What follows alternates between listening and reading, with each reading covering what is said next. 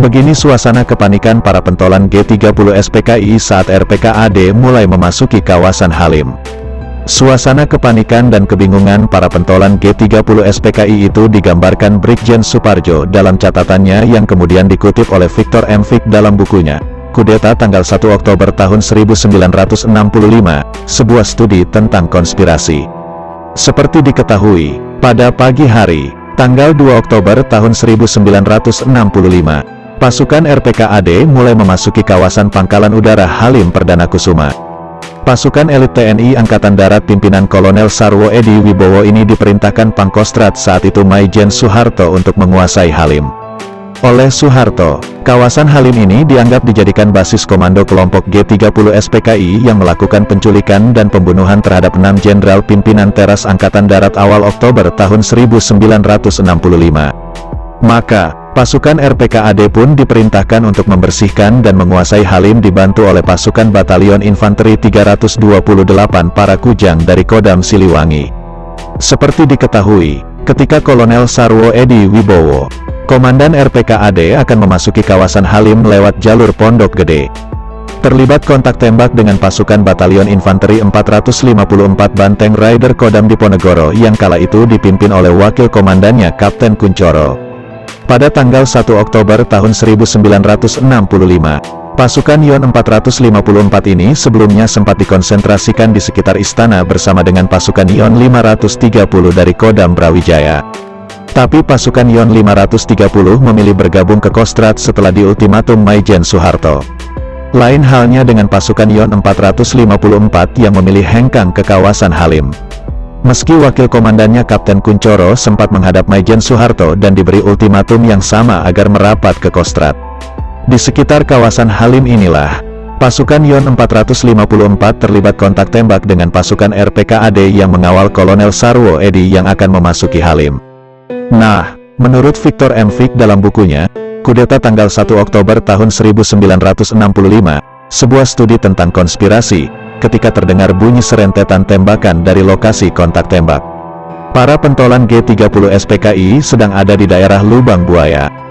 Para pentolan G30 SPKI itu antara lain Syam, Suparjo, Latif, Sujono, Untung Syamsuri dan lain-lainnya. Pagi itu mereka menggelar rapat darurat. Suasana rapat itu digambarkan Brigjen Suparjo dalam catatannya yang kemudian dikutip ulang Victor M. Vick dalam bukunya.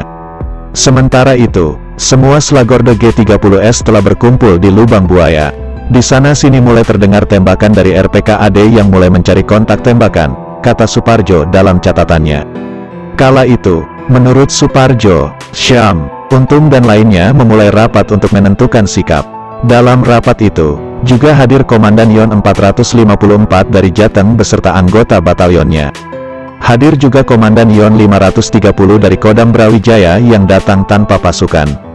Di Lubang Buaya juga masih ada sekitar 1.500-an para sukarelawan.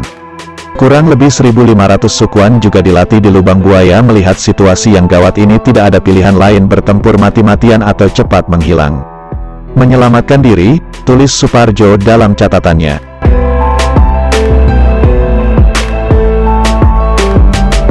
Tapi, menurut Suparjo, diskusi berjalan lama tanpa keputusan. Akhirnya ia menyarankan agar seluruh komando diserahkan kepadanya. Dan nanti bila situasi telah dapat diatasi, wewenang akan diserahkan kembali kepada Letkol Untung. Kawan Untung tidak setuju, karena bertempur terus menurut pendapatnya sudah tidak ada dasar politiknya lagi. Apa yang dimaksud dengan kata-katanya itu? Kami tidak begitu mengerti, kata Suparjo dalam catatannya. Kata Suparjo. Sementara Syam diam saja, tidak memberikan reaksi atas usulnya. Kemudian kata Suparjo lagi, ia mendesak agar segera diambil keputusan. Bila terlambat nanti, maka semua akan terjepit dalam suatu sudut di mana tidak ada pilihan lain.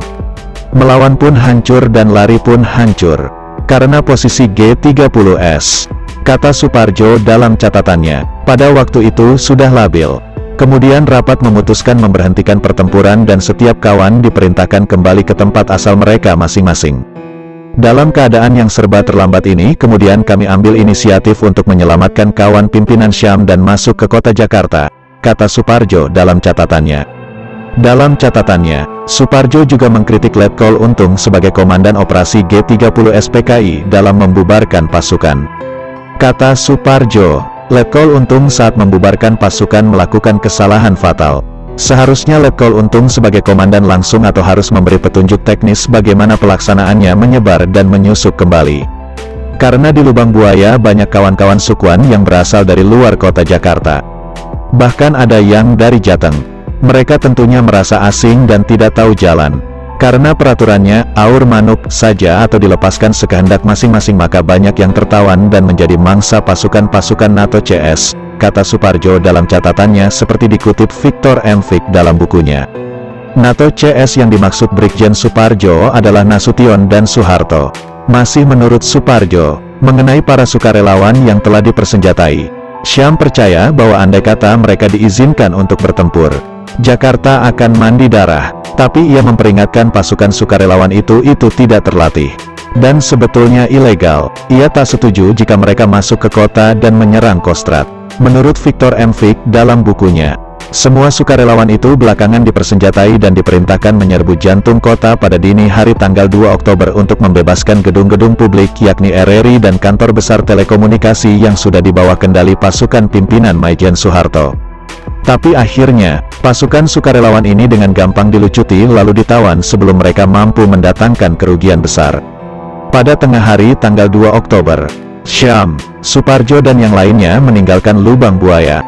Syam dan Suparjo menuju rumah Pono, di mana diambil keputusan untuk mempercayakan keamanan Suparjo pada Wandi.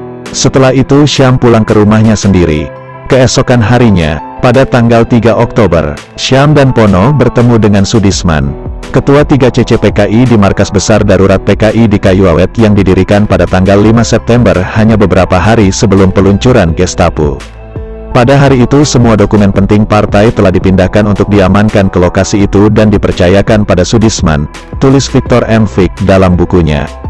Kudeta tanggal 1 Oktober tahun 1965, sebuah studi tentang konspirasi.